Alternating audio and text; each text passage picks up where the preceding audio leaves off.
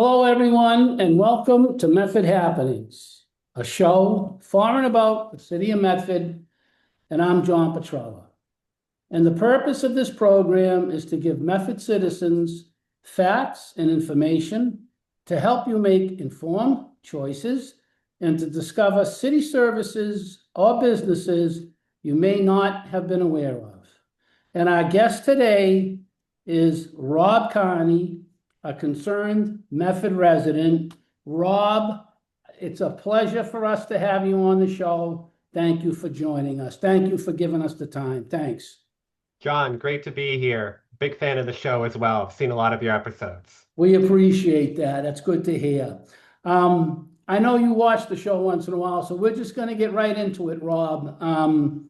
You know, I'm going to say I met you, which is the truth. It's at a city council meeting, and many people have seen you at city council meetings. But, can you share with our listeners a little bit more about Rob Carney? And the question is, who is Rob Carney? Sure. Yeah. So, I'm in my mid-30s, been married about 2.5 years. So prior to living in Medford as a kid, I grew up in a more rural area, Central Mass, actually, Okay. with 3 acres of land, 400 feet off the road. I'm the oldest of three. We're in a classic New England town, Pepperell, Mass. Fun Nice. fact, the only town east of the Connecticut River in Massachusetts that has a covered bridge. Um, so Nice, nice. I like that. now I'm a city guy. Yeah. And then, outside of time in graduate school for my MBA, I've been in the state my whole life. When I graduated undergrad in 2013, I was in the Boston area most of my career prior to graduate school. And then I came back to Boston again. And I really lived all over greater Boston before settling in South Medford in 24. Cambridge, West Medford, Somerville, Everett, Brighton. And now I feel like, we've my wife and I have put some roots somewhere, and hopefully I won't be moving again every 2 years like I have in the past.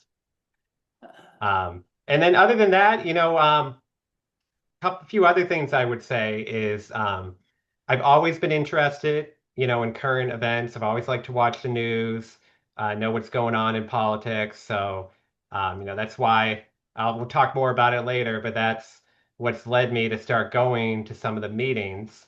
And then maybe on some of the more practical sides, I'm a homeowner, but also too, I also have the experience of being a landlord with moving around a lot. I bought my first place in Everett in 22 and Okay. turned that into a rental when my wife and I got married. And now we're going through the experience of managing a fixer-upper. So we've got that going on too. That's a great Um, experience. yeah, we when we bought our townhouse in South Medford, the plumbing wasn't working properly in either of the bathrooms, and we were brushing our teeth in the bathtub. So There you we were go. roughing it at first, but the place is getting a lot better now. Great story. Yeah, it's nice. You got a taste, a pretty good sample of the Boston area. That's awesome, that you were able to do that. And I don't even want to get into some of the stories I have about my first house and what we did and, similar stuff. It's always something.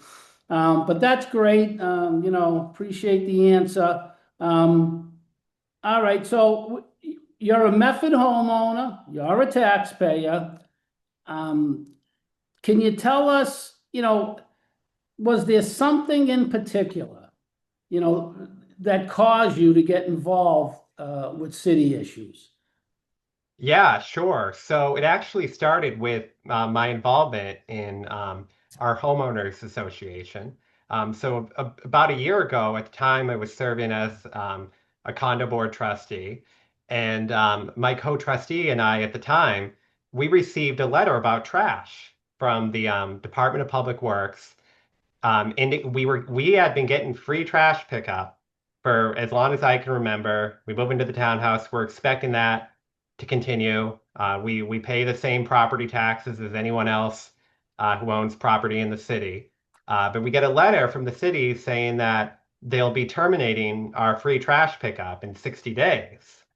Um, Hmm. and so, admittedly at first, I just thought it's one of those things. Um, I don't like it, but we got a lot going on. Rules are rules. We'll just have to follow it and find someone to pick up our trash. But a few people in the community started getting really fired up about it and suggested we write a letter to the mayor and the city councilors. And that got me fired up too. And so me and a few other people started working on a letter. And then I put two and two together. This is probably around August of 25. And as you remember, John, we had a very active city council election campaign Yes, last year. very, We yeah, we had 17 people running. And so what yeah, I said is, I don't know a lot about these city councilors. The only one who I had talked to so far was George Scarpelli, and I had a great experience with him. I yep, talked to him about a issue with snow and ice removal. Um, but I said, here's an opportunity to make these city councilors, if they want to get elected, earn the vote. I want them. I asked all of them. I said, here's what's going on in the trash. We have concerns about it. What's your position on this? And then I said, I'm gonna let everyone in the community know. And then, kind of try to motivate them to get them to right. talk to me. And I was pleasantly surprised to see that most of them responded. And so I got a lot of interest, and that helped me get to know a bunch of the candidates and get informed not only on issues of trash, but zoning, city fiscal policy, um, as well as a group in Medford that sponsors many of our elected officials, Our Revolution, to understand a little bit more about how Yes, they work. yep, And building off of that, John, so on the practical side, continuing with this trash topic, we were really able to come together, as a community on this letter. And, that can be hard to do when folks have different viewpoints on a lot of issues. And I can speak from experience living in an HOA and then owning a property in an HOA where I used to live. It can be hard to get folks in an HOA to kind of participate in events for various reasons. right, Um, but we got 75+% of unit owners to sign this letter to the city, wow, asking for an exception on the trash policy. And so this led to one of the city councilors sponsoring a resolution on the topic, for townhouses, okay, yep, to basically suggest that we look into treating them the same way that we would single family homes. Um, absolutely, I have, if you looked at our townhouse, with the exception of shared walls on the left and the right, it looks like a basic like colonial house. And we right, see folks, I have two family houses right behind us. So you see houses that are essentially investment properties, right? That they're getting their trash picked up for free and we're getting ours taken away. Like asking questions, where's the fairness here? They're paying right, the there same is, taxes as yep, us. I hear you, yeah, And so through that experience, and me and several other residents going to city council, articulating our position, it just really got me hooked. I said, hey, this is fun. I enjoy this. I like talking to people, articulating my viewpoint, trying to influence others. So I decided to start coming to the meetings more. Um, and just, a couple other things I want to say on the trash too, as we're talking, and just my experience with some of these resolutions from the city council. yes, One thing what we learned too is, it was wonderful that this resolution was passed 7-0 unanimously. But after the resolution, and after even Tim McGivern came to the meeting, and he was very patient answering questions from the council, and they were pushing him on this, about, why are we doing this? and Tim McGivern, just so people know, is with the DPW, Yeah, the head, head yep, of DPW. So right, he was the one who was delivering this news to us.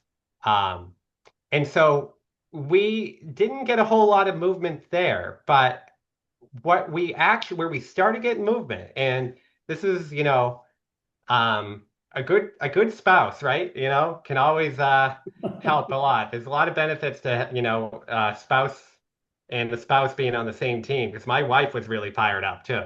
Um, and so That's a plus. she kept following up with the mayor, and I was actually able to get a phone call with the mayor about this. And what I was finding is in the interim, and this is just like a dynamic I see in a lot of city um, events in general, city disagreements. There's a Yep. lot of he said, she said between the mayor and the city council, right? And so I hear that a lot from people in town. I notice the same thing. The mayor said these folks in the council were aware of it. Those same folks in the council, some of them said, "Oh, we didn't know about this." It's the same thing, right, with the biweekly trash, right? Which is a Yes, whole other exactly. thing, right? Yes. Yep. Yep. Um, so um, that that experience, we didn't get everything we wanted in the end, but the city said, "Okay, we're not going to keep picking up your trash for now." But Mayor Brianna said, we thought you made some really good points. And she's indicated that she's going to bring this up, at budget time. So we're in budget time right now. I know Right. funding is difficult, but she's bringing it up. And the other thing that was great is we originally weren't going to get the city's negotiated rate with waste management. And then they said you can have the negotiated rate. So now the cost is going to be less than it was if we hadn't come together, Right. and said Yeah. something as a community. Yeah. So you save some bucks, and the other thing, you save some dollars. So it ended up being a good experience. And that's nice. But the other thing I want to remind you of in all these cities, town, whatever, nothing's free. Your taxes, I mean, that's what I don't get. Our taxes, everyone pays for our pickup, for our trash pick. Hmm. They get it out of our taxes. So I just wanted to point that out, that's all. But I'm glad, so that's how you got involved. And it ended up, I guess it took you quite a bit of time, but you ended up having a good experience with it. Yeah, overall, what I saw is, all right, we're in a city of what do we have? About 60,000 people, give or take. Yes, yeah, So, city of 60,000 people, I have to say, I don't agree with everything that's going on in the city right now, right, but it did give me some encouragement of how quickly I was able to meet folks because um that led to a bunch of other areas where I've gotten involved. As right. I helped campaign for the independent candidates. Yes, yeah, Speaking at those meetings and talking to all these city council candidates helped me also just identify like who do I like in the election, who do I want to support, and it just opened up this network of folks like you, Bruce, I know who's also on Medford Happenings, etc. And yes, now I feel like I've got a lot of people in the city who I can go to when I have issues on my mind that are affecting me as a right, homeowner or a yeah. resident of Medford, and we can have a conversation about it together. Maybe we don't get what we want in the end, but at least we're working together to try to get something done. It's nice when you can, I always say, get together with a group of people and reach a solution. Maybe the answer is everyone doesn't get what they want, but everyone gets a little bit of what they want, and that's the way you run things. So, Right. um, all right. So, based on that, I got to ask you this, okay? Hmm. Because similar with me, I met a lot of people through certain issues that I went through, but do you think there are other Medford residents, they're concerned, I believe they are, with current city, school issues and want to get involved. So, I mean, I'm glad you were able to give us your story. What would you suggest, for people that, they need to get involved or they want to get involved? Why is it important, Rob? What would you give them for advice? Sure. I mean, so first on why it's important, and then I'll hit on the advice. I think a big reason is why it's important is our city councilors, our school committee members, right? Our mayor, right? they keep their job because they get reelected, right? They Right. they get hired by the people. That's, through elections. And if they want to keep getting hired by the people, to keep their job in the next term, they have to find their voter base, right? They have to find the people who are going to go out, who are going to vote for them, and also find some people who are going to be advocates for them, try to help them get in office. And when folks here, and they're going to decide what to do with it, but when elected officials hear from folks in town, right, about an issue of interest, I think I've heard the saying that when one person speaks up, it means 10 people are feeling the same way. That um, you get more data points about what folks in town are thinking. And you may find that it brings to light, certain issues that aren't getting talked about, before. And I think that would be, a practical thing about, why to get involved, with city issues in general. I think the thing is, we have a diverse population in Medford, right? Yes, everybody everybody brings something different to the table, John. Like someone I think of someone who might be a finance guy, right? They're going to be able to bring certain perspectives, maybe at budgeting season in a public meeting, or someone who has experience in the trades may have, you know, good thoughts on facilities, etc. And even though some of these topics might be more mundane, um, people who call their elected officials, right, on those topics can also be a value add for the city. They can bring things together that can help, city officials do their jobs better. And then, I also think the other good reason to get involved is, frankly, I don't know about you, but it's so easy for me to kind of complain about, the way things are. I think with a lot of things in Medford, we might talk about it with our neighbors, right? We're right. having a barbecue, we're out for coffee, Yes, um, but that's good. But then I say, okay, what if we take some of that energy and use it to make a public comment at a meeting and to call an official? Because I also think, um, the things that we're not happy about, it puts pressure on our elected officials right. to think about what they're doing, even if they don't always change their mind. Yeah, no, that's a great point. Yeah, And I think for getting involved, I think the thing that I try to remember is you can get involved in a variety of different ways. You could get really involved in serving like a city committee, or you can just, like for me, I see myself as like a pinch hitter, right? With being an involved citizen. My wife and I both work full time. We're managing house renovations, and we have a bunch of other things going on too. So over in the winter, I was going to a lot of meetings, city council meetings, and making public comments. But right now, I haven't had time, and that's right. okay. But the thing is, that's the other thing. You don't have to have a lot of time to get involved. Even if you're just taking 5 or 10 minutes to send an email to your city councilor, or maybe finding out about a committee in town, that is needed. The more people that would do that, in my view, I think the better off our city would be. And I just think the other thing too is that I think when you have that experience of contacting someone in the city, it forces you to also be really mindful of what's going on, the issues. Like if you're going to send an email, you're going to speak at a public meeting, you're going to take a little time to maybe practice your points, right?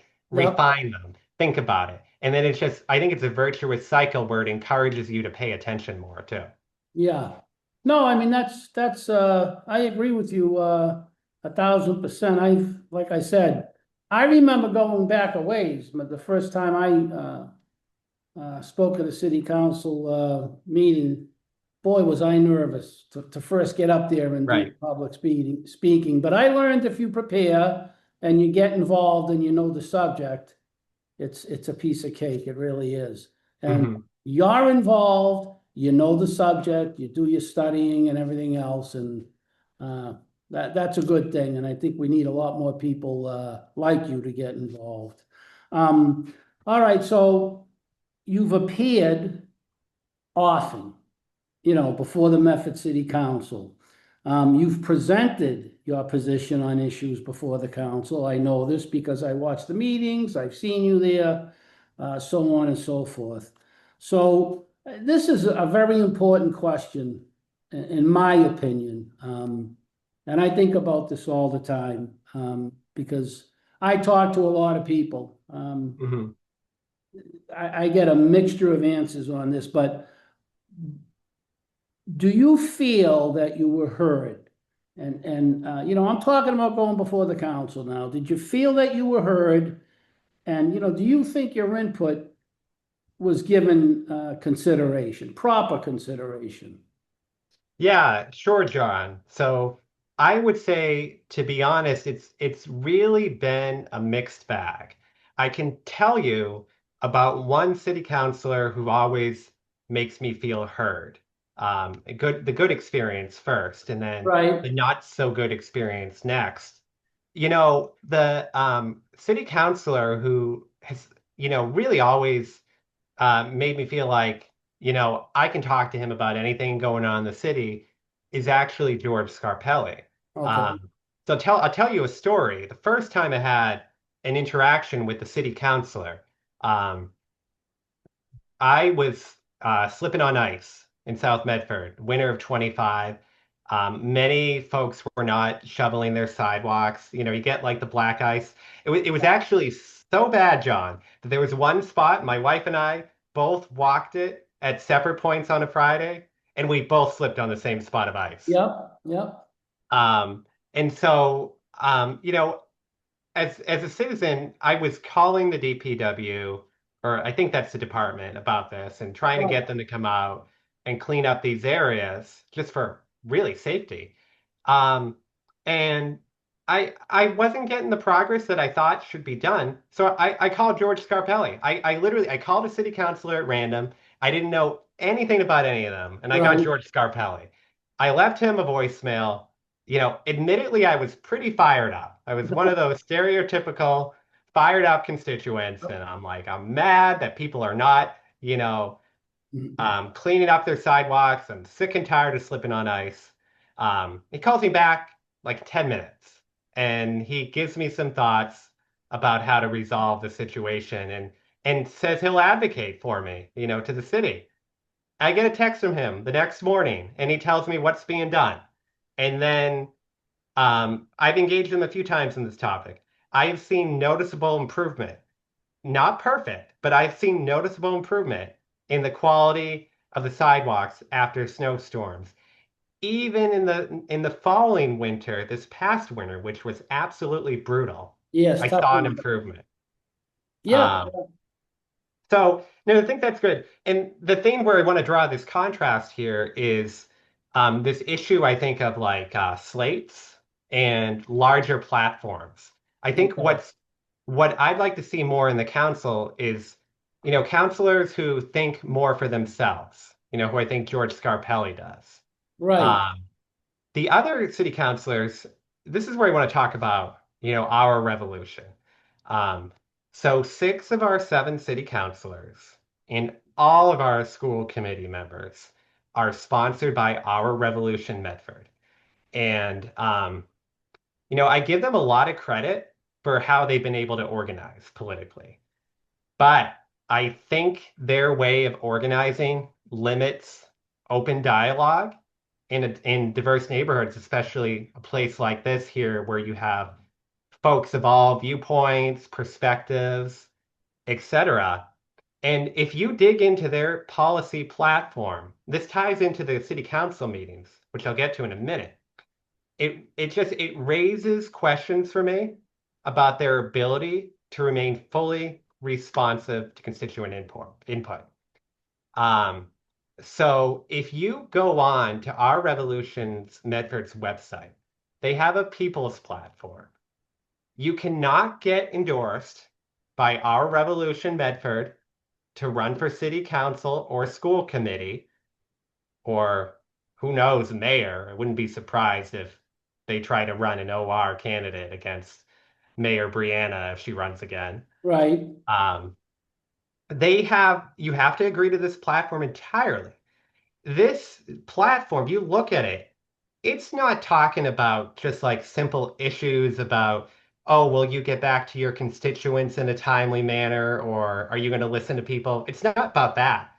It's about state and national issues. Right. It's about, for example, it's about Proposition 2.5, which is a referendum that it's a rule that we have in Massachusetts. I think is really good. If you want to raise property taxes by more than 2.5%, you've got to go pitch it to the voters, and ask them about it.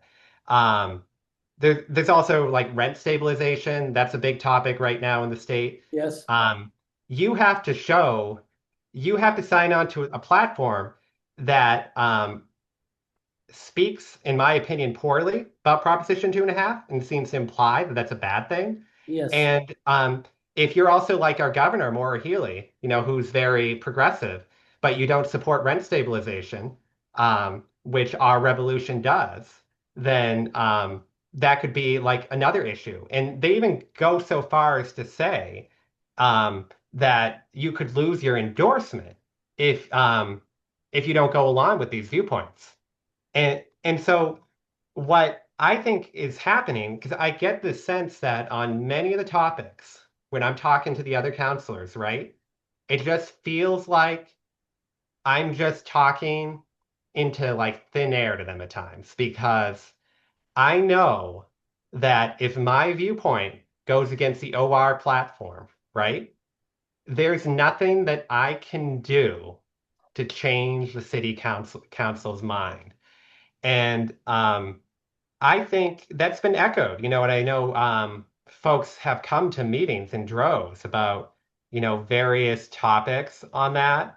And the other concern I have is I think Our Revolution Medford is um, causing, they get a lot of progressive people in Medford to vote for them because, Correct. folks agree with a lot of their values, maybe not all of them but a number of them. But then when I think of, some more progressive candidates for, city council, like, Milva McDonald, Paige Baldini, Excellent people. right. And Yeah. they were knocked out of the primary and they had some of the lowest votes. There were only three people knocked out of the primary, and they were Right. two of them Right. in the 17 candidates. And I just think, okay, some people in Medford are conservative, some people are liberal, some are moderate. But I think our city council would work a lot better if we had a mix of people among political leanings on that, and if they all cared about listening to the people instead of being focused on this rigid policy platform. Right. Um, and if I can go even a little further, if Anna Callahan has done a lot of political organizing, and she's got a lot of videos out there on YouTube that Yes. a neighbor of mine actually showed me, and she was quoted as saying for the U.S. Senate, for example, she wants 100 Bernie Sanders in the Senate. And let me here's another question I have for you, right? With this, okay, again, I recognize we live in Greater Boston, right? Right. Yep. Yep.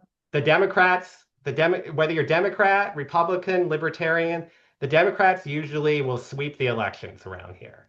Um, but when we're thinking about who do people in Boston like for politicians, yeah, a lot of people like Bernie Sanders, but they also like Charlie Baker. It's a very popular governor, or Yes. Deval Patrick, or Barack Right. Obama. And they all have, different political leanings in different ways. Yes. Yeah. We're not giving them a seat at the table if we keep voting all these Our Revolution candidates into office. Yep. Yep. I thought the last election, really, Milver and Page, and I mean, all the independent candidates, they were a mixture. There was some progressives in there. There was Yeah. some more conservative, like you said, middle of the road.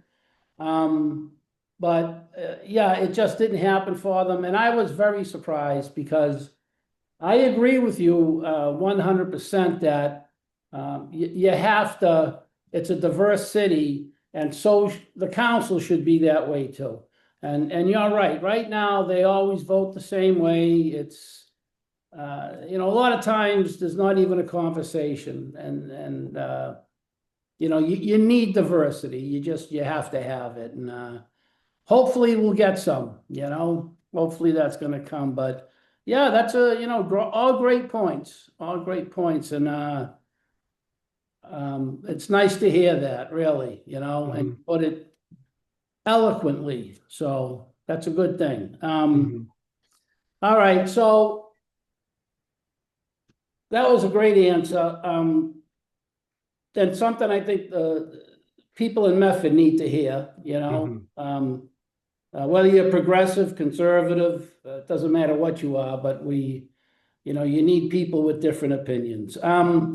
So here's another good question for you.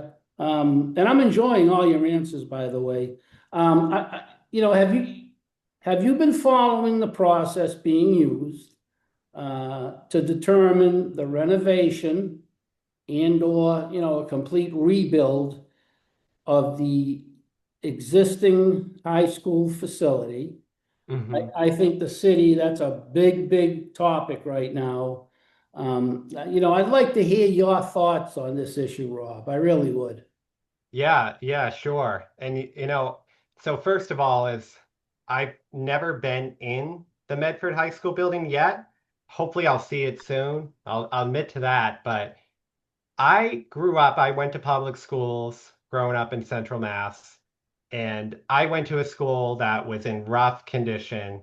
So I sympathize, with a lot of the concerns that people have about the facilities. Right. But while I have been following it, I have to say, I'd be happy to share some observations about what I think about the issue if you'd like. Sure. Absolutely. Yeah. Um, so again, no question from what I've heard that there are facilities issues that need to be addressed. But as anyone who knows me well will tell you, I'm a big process guy. And I have not been impressed with all the aspects of the process. Um, I think, regardless of whether do a new build or a rebuild, I'm open-minded to those. I feel like it's still too early to tell from what I'm seeing. The current process feels both rushed, um, and I think creating an unnecessary sense of urgency. And I think I have some questions about fiscal restraint too. Um, I mean, on the fiscal restraint, I follow, I follow Gotta Know Medford's city meetings, but I also follow, Nick G's Facebook page Right. too. Yeah. Very, very comprehensive. Very informative.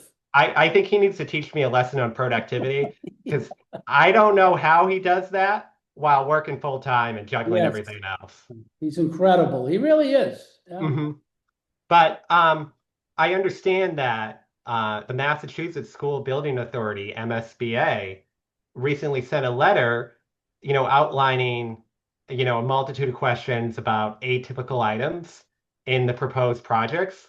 And hopefully I'll read more about that soon. But I want to support this observation that some I think have thrown out there that this project, while the facilities need to be addressed, I think many of the projects being proposed are this quote unquote Taj Mahal, high school Okay. Yeah. proposal. And I think this kind of Taj Mahal attitude is also playing itself out in the process. Recently, we learned that they drew architectural drawings for a number of plans on areas that have land use restrictions. And so I'm just thinking here, right? Are we going to have to redraw some of those again? I don't know. I got to dig into it more. But regardless, the question is, why didn't they have a land use attorney look at this? Why didn't they have someone look at the property lines?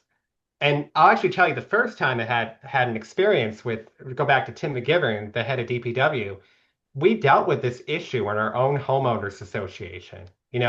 Before I became a trustee Okay. and served at that time, someone on our condo board had accidentally built a fence on a private right of way that we thought was on our property, but wasn't. Um, and we ended up having to spend HOA money to take part of that fence down to restore pedestrian access. So like Okay. I've been through it when there's Yes, it like, happens. Yeah. yeah, there's misunderstandings with land. And Tim McGivern talked to our community about this. Another story about that, I coordinated a listening session with the whole community about this topic with Tim last summer. And what he had said to folks is that this is a very common thing that happens, or folks misunderstand property lines. Um, and so the question is, this is supposed to be, right, a professional process, right? With good due diligence. We've got tons of committees, we've got consultants, and no one thought to look at the property lines or land use restrictions. I can't believe that. Yeah. Right, When I read that, I was like, this is just incredible. right. Yeah. Yeah. And so that's one question there. And the other thing too is, and I feel like I can speak to this, the topic on construction costs on a smaller level, because we have a fixer-upper and we're dealing with rising construction costs too. Okay. Yes. Yep. Um, Yep. and so this line that, is being said is, I feel, as a homeowner, I feel like if I say no to doing this project now, that when some people talk about it, it feels like I don't care. They're saying I don't care about the kids, or that if we don't do this now, it's going to be terribly expensive if we wait another year. Um, but I just feel like this rising construction costs is this um, really, it's like a hyperbole in a way, because sure, the construction costs might go up more, but think about it in your own house. Like, if you're planning to do a deck, right? Build a new deck on your house, and you think it's going to go up 10 or 15% next year if you wait. Do you do the deck project now and rush through it without doing your due diligence because you're worried? Hey, we're not going to get this done. It's going to be too expensive. Or do you just step back and say, okay, we're going to try to get this done. Hopefully we can do it this year, but we're going to do it right. We're going to be diligent, we're going to be thoughtful, and we're going to be fiscally responsible. Right. Yeah. Yeah. Yeah. And that's So, important. Yeah. right. And so the um, the other thing that I'm really worried about is just with projections of student population. So I was listening to a recent meeting where someone from the school committee, uh, Jenny Graham, she was talking about um, how impressed she was with the amount of due diligence that's been done on aspects of the project. But, and maybe I missed this in the meeting, but I don't think I did.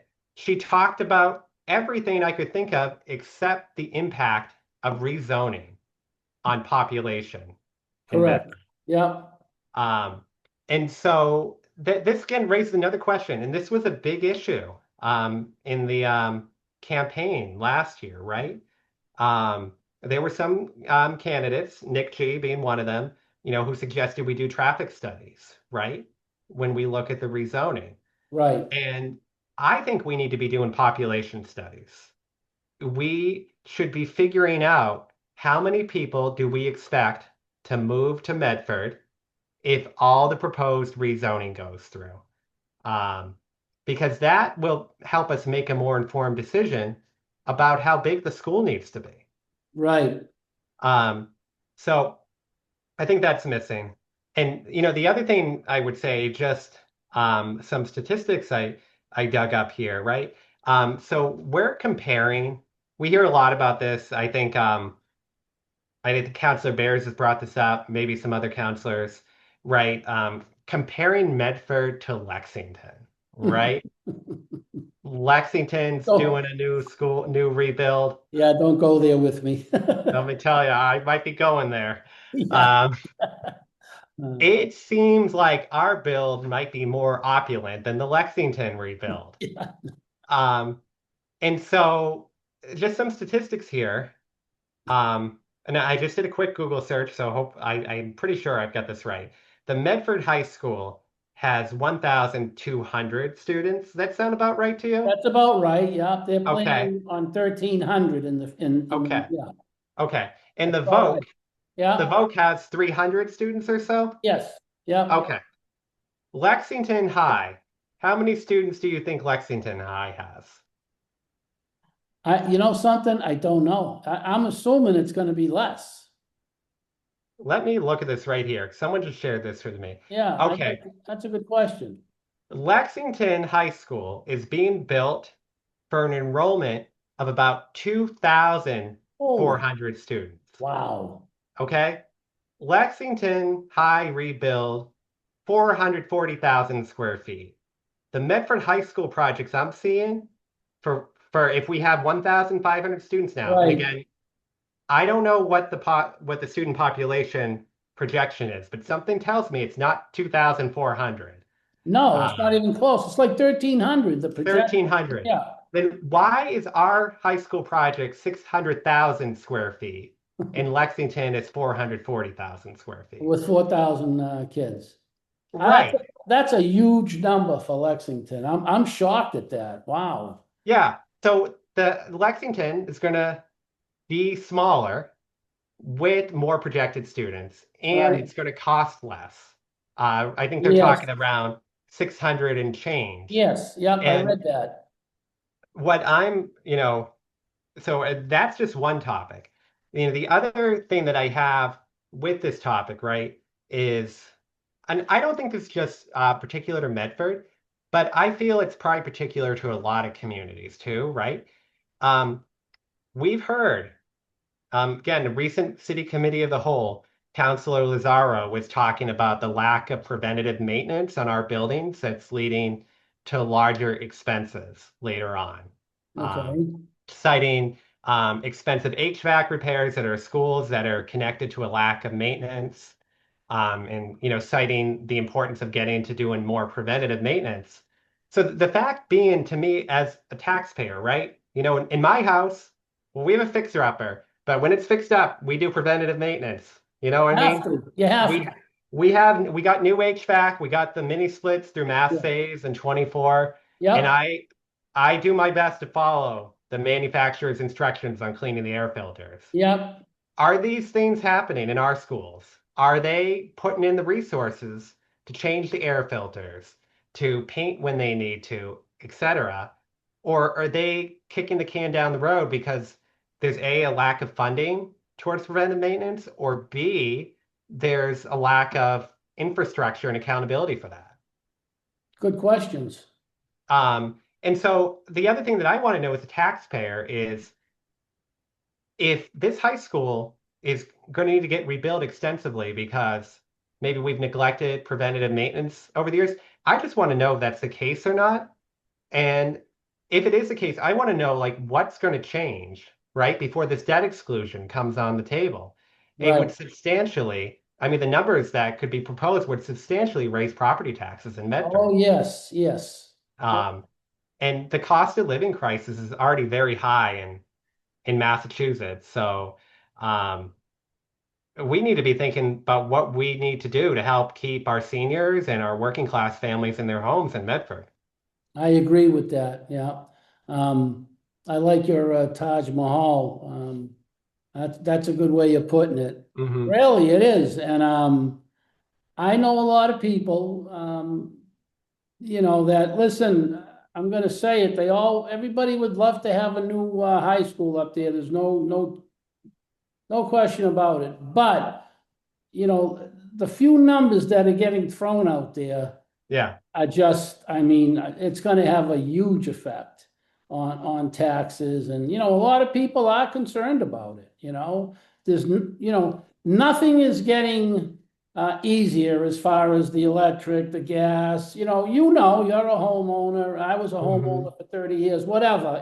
Right. Nothing is getting easier. Hmm. And it's the same for renters. If they're renting, we know the rents go up and so on and so forth. So, um, I don't know. I don't have any answers, but yeah, it'd be nice to know that once, whatever we decide to do here, that there's going to be maintenance on these buildings, because that's also a big cost up the road. Hmm. Yeah, so yeah, I mean, great. And while we mentioned, I just mentioned rent control. Let's get into the last question. I could go on and ask you 20 more questions, but Right. we're gonna make this the last one. Okay. I appreciate this, let me tell you. So, recently, there's been a lot in the news, state level, about a referendum on rent control.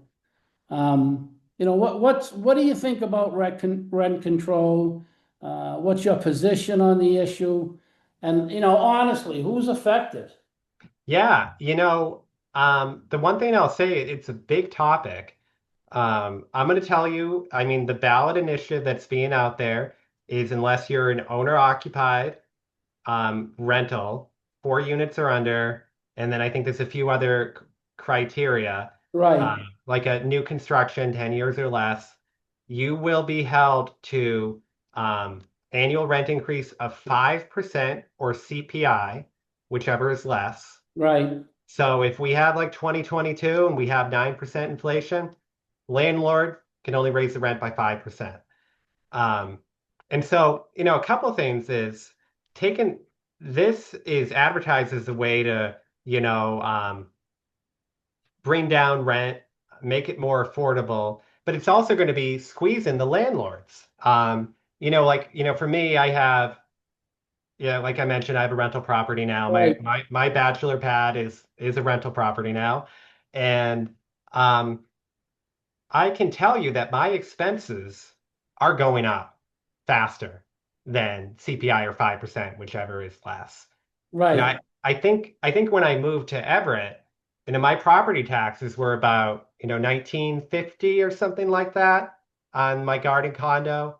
And they're well over 3,000 now. It's only been 4 years. Right. Um, and part of that is, I did renovations to the condo. I put in a new kitchen.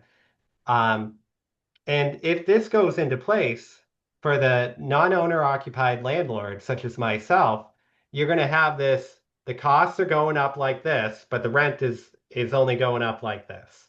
And Yes. so I fear the effect this is going to have is, you know, many landlords such as myself, we can't afford to, give away our property for free or at a loss. Many landlords are middle class folks who are, you know, um, using it as, an investment, but also want to take good care of the property and do the Right. right thing by their tenants. And, my fear is that, over time, there's going to be less incentive, you know, for landlords to do modernizations, to their apartments because, they're not going to be able to increase the rent to justify that. And that I think is going to have a negative impact on housing too.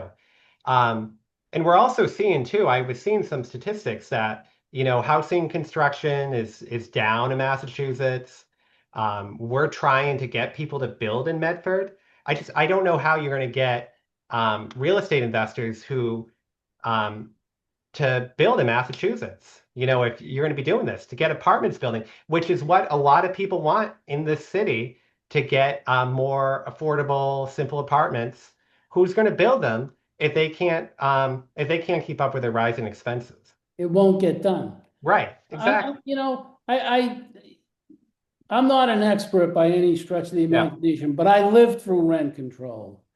I lived through it, and it worked out for nobody.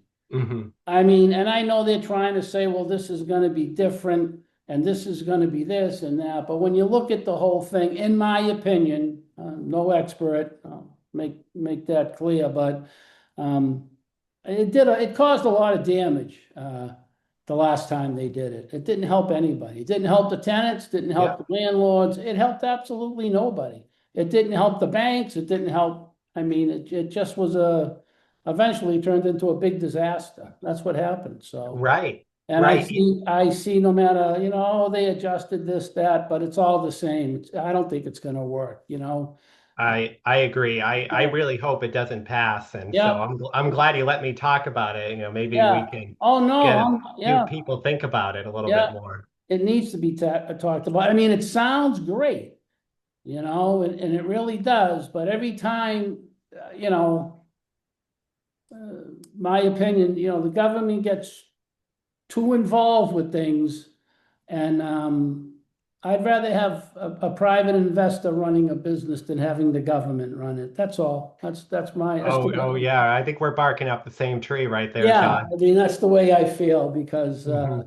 last time around, oof, it was a mess. I mean, a big fat mess. So, and I that's the way I see this happening. So, yeah, I'm not happy about it. That's Hmm. goes without saying. So.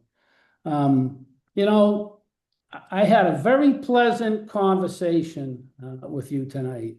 I really enjoyed it. I mean Hmm. that. I'm so, uh, you're a concerned citizen, and we got to do more shows with concerned citizens like yourself. And we definitely, maybe up the road have you come back because it was a great show, and I think it was very informative. And that's basically what we're trying to do. Just get information out to people, different viewpoints, different ideas, and this show did it. So, I want to thank you again. It was great to have you on, Hmm. and I appreciate it. I really do. So I want to thank you.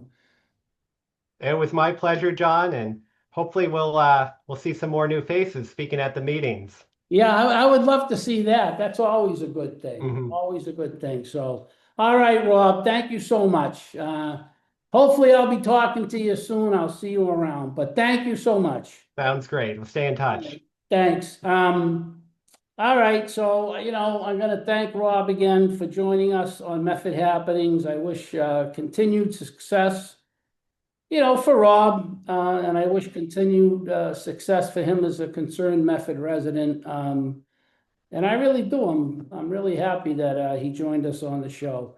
Um, I also want to take a minute to thank everyone who has been watching the show.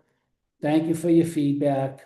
Um, if you are a concerned citizen, a Medford resident, of course, you have to be a Medford resident, either for or opposed to an issue, either way, you want to appear on the show, just contact us, let us know, and we can be reached at Medford Happenings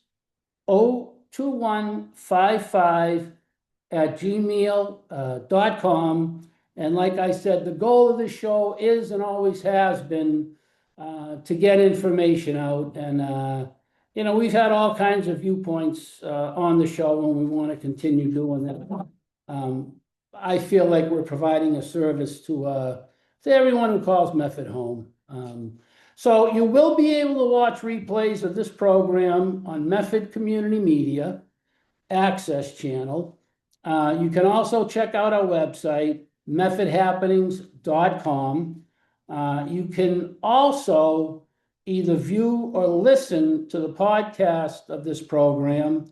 And I got to tell you, we're getting great numbers in the podcast, 2 to 1 versus the show. So I guess people like to listen to us, which is great. We'll take that too. You can find all of our shows on YouTube. You can just go to youtube.com, search for Method Happenings, and every show we have will come up. So we also ask that you please like and subscribe to our channel and our videos. And you can also find us now on Facebook at Method Happenings. We also have our own subreddit, which you can find us at. It's reddit.com/r/Method Happenings. That's reddit.com/r/Method Happenings. And that's about it for tonight. For the Method Happenings team, for Paul, Marco, Bruce, James, and of course, from me, John Petrella, and I'm going to say it like I do every time, Medford, stay informed. Thank you all.